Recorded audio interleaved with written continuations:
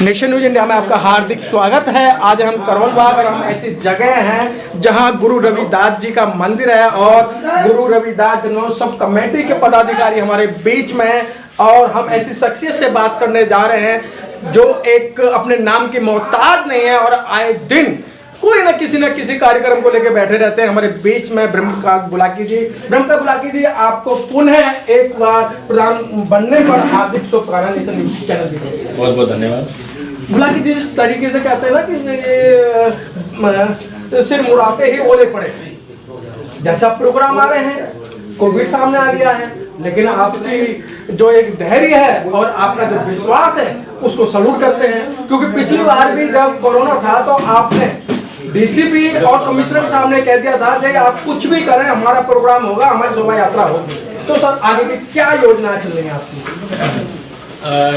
मनोज जी, सबसे पहले तो मैं एक बात कहूँगा कि व्यक्ति को हिम्मत कभी नहीं आनी चाहिए। पिछले साल भी आपने देखा होगा कि 2020 में जब कोरोना आया, उसके बाद से लेकर हमारे अगले 2021 तक राजधानी दिल्ली के अंदर सभी धार्मिक और राजनीतिक कार्यक्रमों पर प्रतिबद्ध था सरकार द्वारा। हम निरंतर अपनी श्री गुरु रविदास जयंती की जो 644वीं जयंती मनाई जानी थी, उसमें हम निरंतर अपनी तैयारियों में लगे रहे थे।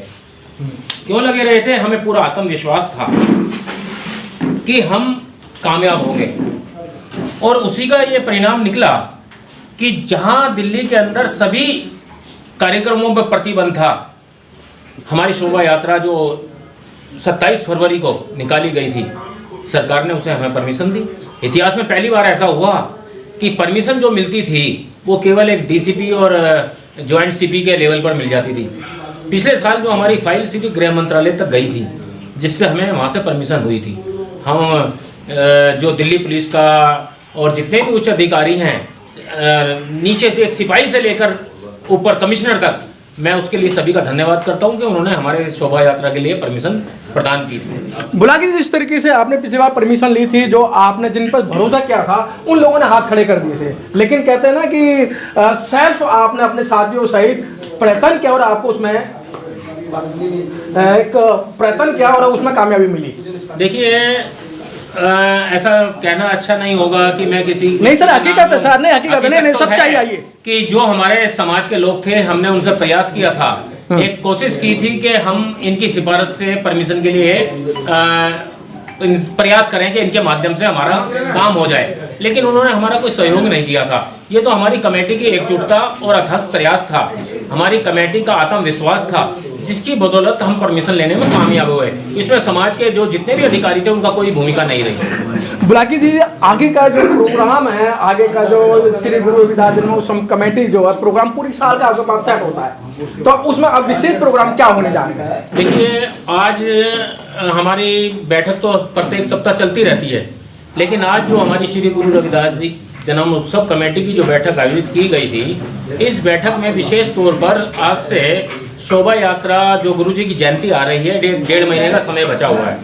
उस 1.5 महीने के समय में हमने क्या क्या तैयारियां करनी है, क्या हमने प्लानिंग करनी है, कैसे हमने क्षेत्रों में जाकर जनसंपर्क करना है, कैसे हमने धन संग्रह करना है, कैसे हमने प्रशासनिक अधिकारियों से मुलाकात करनी है, क्या क्या उनको कार्यक्रम अपने समझाने हैं। तो इस संबंध में आज हमारी बैठक हुई थी। शीघ्र ही हमारी सभी जो प्रचार की सामग्रियां हैं सब तैयार हो चुकी हैं। हम हो सकता है 2-4 दिन में क्षेत्रों में जनसंपर्क चालू कर दें और हम शोभा यात्रा के साथ साथ हमने जो इस वर्ष 2021 के कार्यक्रम तय किए हैं, हमारा मुख्य लक्ष्य है कि हम जो हमारे समाज के बुद्धिजीवी हों या बेचारे कम पढ़े लिखे लोग हों, उनको अन्य देवी देवताओं के जो चक्कर में फंसे हुए हैं, उसके चंगुल में फंसे हुए हैं, हम उनको उनसे निकालना चाहते हैं कि इधर उधर ना भटके। कोई कहता है हम उस यात्रा पे जा रहे हैं, हम उस यात्रा पे जा रहे हैं। हम उनको 2 मिशन पर काम करा रहे हैं, उनको 2 संघों के साथ जोड़ रहे हैं। बाबा साहब के संविधान को पढ़ें,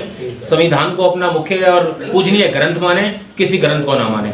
उसके बाद हम अपने जो परम पूज्य संत शिरोमणि गुरु रविदास जी हैं, वो हमारे भगवान हैं, उसके लिए हम सब लोगों को प्रेरित करते हैं कि जो हमें शक्ति दी, जो हमें मान सम्मान दिलाया 600 वर्ष पूर्व, जो मान सम्मान गुरु रविदास जी ने दिलवाया, जो हमारे वंचित वर्गों के लिए गुरु रविदास जी ने लड़ाई लड़ी, वही हमारे भगवान है। अगर उस दौर में गुरु रविदास जी हमारे समाज में पैदा नहीं हुए होते तो दलितों को उस दौर में सम्मान नहीं मिला हुआ होता।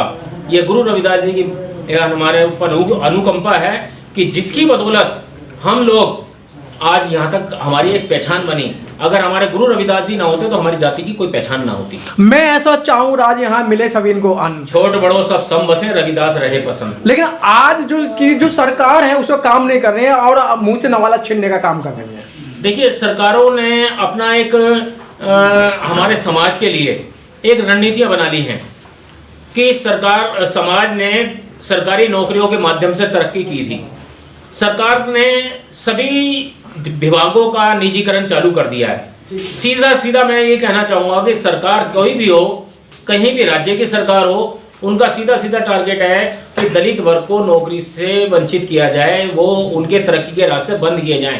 आप सरकारें गुरु रविदास जी का भव्य बनारस में मंदिर बना देंगी, बाबा साहब के 26 अली रोड पे बना दिया, डॉक्टर अंबेडकर फाउंडेशन बना दिया, चैत्य भूमि बना दी, अब हिंदू मिल ले लिया। ऐसे निर्माण तो सरकार बहुत सारे कर देंगी क्योंकि वो वन टाइम होना है। लेकिन जिससे हमारी तरक्की होनी है, जिसके हमारे बच्चों का पालन पोषण होना है, शिक्षा ग्रहण करनी है, हमारे जो कमाई के साधन है, वो सरकार हमारे लिए कोई योजना नहीं बना रही है और ना बनाएंगे ऐसा लगता है। बुलाकी जी, निजीकरण और निगमीकरण तो एक बहाना और आरक्षण को खत्म करना, यही है क्या? बिल्कुल सत्य बात। लेकिन सर जो बाबा साहब की बात करते हैं, आपने भी बाबा साहब की बात करी। सर बाबा साहब को जानते समय लेकिन बाबा साहब को मान नहीं रहे हैं। लेकिन जिस पीरियड के अंदर बाबा साहब ने संविधान लिखा था उस समय बाबा साहब की हालत क्या थी। लेकिन आज बाबा साहब की कुर्बानी को जो पढ़े लिखे लोग हैं, मैं सिर्फ टारगेट कर, पढ़े लिखे लोग जो है बाबा साहब को नहीं मान रहे हैं, उनके मिशन को नहीं मान रहे हैं। बाबा साहब का मिशन इसलिए कामयाब हुआ, बाबा साहब ने अकेले ने लड़ाई लड़ी थी। आज नेता हो गए बहुत सारे, वो समाज की लड़ाई नहीं लड़ रहे, वो अपने मंत्री पद की, अपने सांसद की और अपने परिवार की लड़ाई लड़ रहे हैं। वो समाज की लड़ाई कोई नहीं लड़ रहा, वो सिर्फ उनका भला कैसे हो, सिर्फ इसकी लड़ाई लड़ते हैं। बाबा साहब का अकेले ने हमारे को आरक्षण दिया और आज ये 150 सांसद होकर भी हमारा आरक्षण नहीं बचा पा रहे। बुलाकी जी, नहीं लगता कि जो आपसे जो पहली पीढ़ी थी उनके अंदर एक रोष था कि जो संविधान की तरफ देखे उसके आंख निकाल लेंगे, जो उंगली उठाओ उससे उंगली तोड़ देंगे। लेकिन आज वही पढ़े लिखे लोगों के सामने संविधान सरेआम जंतर मंत्र पे जलाया जा रहा है, जहां सारी एजेंसियां हैं, लेकिन अभी तक किसी ने भी ऑब्जेक्शन नहीं करा। देखिए मनोज जी, पहले के जो जनरेशन थी उसके अंदर बाबा साहब के प्रति और समाज के प्रति एक जज्बात था और वो लोग लड़ाई लड़ने की एक क्षमता उनके अंदर थी। आज लोगों ने क्या कर लिया, बाबा साहब ने अपने दौर में भी कहा था, मुझे समाज के पढ़े लिखे लोगों ने धोखा दिया है। 1956 को जी उन्होंने बोला था जी। और आज क्या स्थिति है कि जो व्यक्ति सरकार में, इससे पहले एक बात मैं कहूँ कि बाबू जगजीवन राम जी हुए। बाबू जगजीवन राम जी ने अगर भारतीय राजनीति में नहीं होते तो जो सरकारें थी वो आरक्षण कभी लागू नहीं करती। बाबा साहब ने अपनी ताकत के बल पर सरकार में बने रहे, उनको गुलाम कहा गया, तरह तरह के उनके ऊपर आरोप भी लगाए गए, लेकिन वो अपने समाज का भला करना चाहते थे। समाज के बुद्धिजीवी पढ़े लिखे लोगों से एक बात करते थे कि मेरे समाज का व्यक्ति जो क्लास 1 ऑफिसर बन जाए वो सप्ताह में एक दिन अपने समाज के बीच में एक बैठक जरूर करे, ताकि उस व्यक्ति के अंदर स्वाभिमान आए, जागृत हो कि भाई मेरे समाज का ऑफिसर मेरे बीच में बैठा है, उसके अंदर भी एक क्रांति आए, वो भी बड़े पद पर पहुंचने की कोशिश करे। लेकिन हुआ क्या, उसके विपरीत हुआ। जो सरकार में अधिकारी बन गए, क्लास 1 ऑफिसर बन गए, उन्होंने क्या किया, वो समाज से कटते चले गए, मोहल्ला अपना छोड़ दिया, दूसरी जगहों में जाति छुपा कर रहने लगे। वो लोग समाज का भला नहीं कर पाए। यही कारण है कि जो आज उन्होंने तो अपना नौकरी जब तक रही, जब तक खूब फायदा उठाया, आरक्षण का भी, प्रमोशन का भी, और अपने बच्चों का भी कहीं ना कहीं सिफारिश देख लगाकर उनको सेट कर लिया। उन्हें कोई समाज से मतलब नहीं है, इसीलिए समाज पे चढ़ रहा है। और आज भी हम ये कहते हैं कि भाई तुमने फायदा उठा लिया, जिस व्यक्ति ने फायदा नहीं उठाया तुम हमारे से या उस व्यक्ति से करते हो, अरे आरक्षण बंद हो रहा है, तुम्हें लड़ाई लड़नी चाहिए। भाई जिस व्यक्ति को मिला नहीं, जिसको मिलने की संभावना नहीं, उससे तुम कहते हो कि सड़कों पर आओ।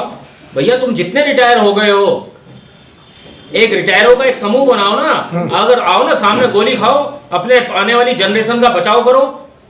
तुम मर भी जाओगे तो तुम्हारा क्या बिगड़ेगा, तुमने तो नौकरी कर ली, तुम्हारा क्या, तुम नौकरी का भी फायदा उठा लिया, और अब जो है आगे के लिए भी तुम बचना चाहते हो। अरे जनरेशन को बचाना है तो जितने सेवानिवृत्त लोग बैठे हैं ना, उनको मैदान में आना चाहिए। मर जाए तो मर जाए, क्या चिंता है, अगर समाज को बचाना है, मेरा ये मानना है। निजी बुलाकी जी, जिस आपने बहुत अच्छी बात की, जब आपने उस सत्ता में होते हैं, जो कुछ करने लायक होते हैं, जब वो समाज का साथ नहीं देते, और जब वो रिटायर हो जाते हैं और जब उनके करने के बस की बात नहीं होती, वो समाज में आते हैं, तो समाज उन्हें क्यों लायक करेगा? समाज तो उन्हें धुतकारेगा।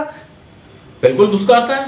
आप देखिए वो फिर आके जो है ना, जब सर्विस से रिटायर हो जाते हैं, या तो वो अपने आप को सामाजिक नेता और सामाजिक भक्त बनना चाहता है, उसके बाद वो राजनीति में प्रवेश करता है, धर्म उसमें संस्थाओं में जाता है और क्षेत्रों में मोहल्लों में जाकर बैठता है, कहता है मैं समाज का बहुत बड़ा सेवक हूँ, हाथ जोड़ता है, लेकिन समाज में स्वीकार नहीं करता। आप देख लिए दिल्ली में कितने लोग राजनीति से जो सरकार से रिटायर हुए हैं, कितनों को चुनाव लड़ा है, कितने ने स्वीकार किया है, उनको हरा देते हैं, आम आदमी को जिता देते हैं। तो कहते हैं ये तो धोखेबाज है, सरकार में रह के जब सर्विस में था, जब ही समाज का भला नहीं किया तो अब क्या करेगा। अच्छा बुलाकी जी, आपके सब लोग प्रशंसा करते हैं, आपने कोविड के अंदर भी जो ऑक्सीजन सिलेंडर वगैरह और जो आपने यहाँ से लोगों को हेल्प की, बहुत अच्छी हेल्प की, तो इसलिए आपको लाइक करते हो, इसलिए आपको शायद दोबारा लोगों ने चुना है। तो चलते चलते आपको लाखों लोग देख रहे हैं, आप संगठन के माध्यम से भी, आप जो जहाँ भी आपका एक मन करता है या जो भी आपसे लोग हेल्प मांगते हैं, उनकी हेल्प सहायता करते हो। चलते चलते लोगों को क्या संदेश देना चाहते हैं? क्योंकि आप जैसे लोग बहुत कम हैं, मैं क्यों बात कर रहा हूँ, आप जैसे लोग बहुत कम है, बार बार यही बात आ रही है। देखिए ऐसा नहीं है कि मेरे जैसे बहुत कम लोग हैं, लोग बहुत सारे हैं, बहुत सारे के उसके अंदर भी काम करने की इच्छा शक्ति होनी चाहिए। सबसे पहले व्यक्ति को अपने क्षेत्र में, अपने फील्ड में ईमानदार होने की आवश्यकता है। अगर आप ईमानदारी से काम करोगे तो आप सफल होगे। अगर आपके मन में छल कपट रहेगा, बेईमानी रहेगी और द्वेष भावना रखोगे, तो आप कभी किसी भी मिशन में कामयाब नहीं हो सकते। और जो समाज के लोग हैं, मैं तो उनसे कहता हूँ कि आप भले ही हमारे साथ ना जुड़ो, आप अपने लेवल पे जो काम कर सकते हैं कीजिए। आप हमारे साथ मत दो, हम आपका साथ देते हैं, आप आइए ना, समाज का काम जितना हो सकता है कीजिए।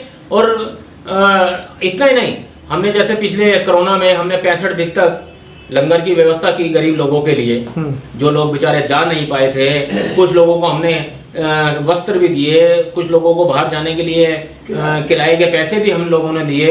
ऑक्सीजन कंसंट्रेटर आज भी एक आध दिन में, एक दिन छोड़ के आज भी कोविड के पेशेंट ना हो, तो जो हमारे सांस के या फेफड़ों से पीड़ित हैं, टीबी बीमारी से पीड़ित हैं, उनको भी हम बचाने का काम कोशिश कर रहे हैं कि उनकी भी हम हेल्प हो जाएं। उनको भी हम कमेटी के माध्यम से 1 हफ्ते तक, 10 दिन तक हम ऑक्सीजन कंसंट्रेटर निःशुल्क दे रहे हैं। और आगामी हमारी जो गुरु रविदास जन्म उत्सव कमेटी का काम है, वो मेरा अकेले बल पे नहीं, ये हमारी टीम वर्क है। और टीम वर्क हमारी इतनी सॉलिड टीम है कि हमारी संस्था के चर्चे दूसरी संस्थाओं में होते हैं।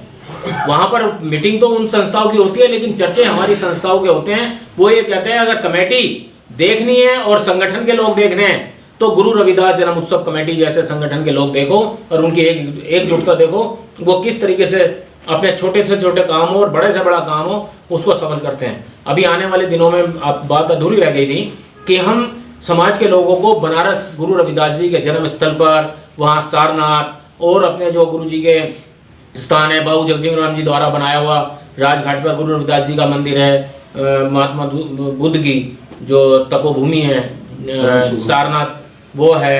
और ऐसी जगहों पर इसके साथ साथ हम अगस्त और या सितंबर के फर्स्ट वीक में एक अखिल भारतीय स्तर का गुरु रविदास सम्मेलन हम 2 दिन का करने की हमारी योजना है। उसमें हम एक दिन अपनी धार्मिक चर्चा करेंगे, एक दिन हमारी राजनीतिक चर्चा करेंगे कि राजनीति में हमारा इस समय क्या वजूद है और क्या हमारे को आने वाले समय में राजनीति में क्या हम उससे उम्मीदें रख सकते हैं राजनेताओं से, और क्या हमें उसके लिए करना चाहिए। ये हमारी आने वाले अगस्त सितंबर की योजना है। बुलाकी जी, चलते चलते आपने ये सामाजिक संगठन ही क्यों चुना है?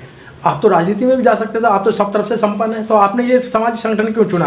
क्योंकि लोग कहते हैं कि भाई हम काम कहाँ करें, हमें काम करने का जगह नहीं मिल रही है। बाबा साहब का बहुत बड़ा फील्ड खाली पड़ा है, रविदास जी का बहुत बड़ा फील्ड खाली पड़ा है, लेकिन आप जैसे लोग तो राजनीति में जाते हैं। देखिए राजनीति में ऐसा नहीं है कि हमारे को भी लोग बुलाते हैं, हर पार्टी के लोगों को हमसे जो है कोई ना कोई संपर्क में रहता है कि राजनीति में आए, लेकिन राजनीति में हम किसी भी पार्टी में चले जाएं, हम वहाँ गुलाम रहेंगे। सारी कमांड उनकी होगी, उनके इशारे पे हमें काम करना पड़ेगा। अगर वो हमारे समाज का बुरा करने की योजना बनाएंगे, वो हमसे इम्प्लीमेंट कराएंगे, उसके लिए हमसे लागू कराएंगे, तो वो चीज़ें हमारे बस का नहीं है, वो हम कर नहीं सकते। हम अपनी सामाजिक जो हमारी संस्था है 1954 की संस्था है, 70 साल अब होने वाले हैं, दिल्ली के अंदर इतनी संस्थाएं कोई इतने लंबे समय तक कोई संस्थाएं कम चल पाती हैं। ये हमारी संस्था है जो इतने लंबे समय से चल रही है और इसीलिए चल रही है कि इसमें ईमानदार लोग रहे और कुछ अगर ऐसे लोग आ भी जाते हैं, कुछ हेरा फेरीबाज, वो ज़्यादा दिन तक इसमें रुक भी नहीं पाते हैं। इसीलिए हमने सामाजिक संगठन चुना है कि हम समाज की सेवा अपने समाज के पैसे से और समाज के जो हमारे दानी दाता हैं उनके सहयोग से हम समाज का भला कर सकते हैं और राजनीतिक पार्टी में हम अपने समाज का भला नहीं कर सकते। चलते चलते क्या संदेश देना चाहते हैं? मैं अंत में यही कहूँगा कि सभी समाज के सामने ये अपील करूँगा कि हमें 2 विषयों पर काम करने की आवश्यकता है। हमारा कोई भी घरों में के अंदर हम किसी भी ग्रंथ को ना रखें। भारतीय संविधान जो हमारा एक ग्रंथ है जिसने हमें न्याय दिया है, जिसके सभी हमारे जीवन के रास्तों को जिसने खोला है, हम उसको अपना ग्रंथ मान के उसकी पूजा करें और हम परम पूज्य संत शिरोमणि श्री गुरु रविदास जी को अपना भगवान माने, उन्हीं की पूजा करें। यही हमारे 2 आदर्श हैं। और साथ में जो बाबा साहब ने कहा था कि हमारे भगवान बुद्ध भी हमारे आदर्श हैं, हमें उनके भी बताए रास्ते पर चलकर समाज का भला करना चाहिए। बहुत बहुत धन्यवाद। Press the bell icon on the YouTube app and never miss another update.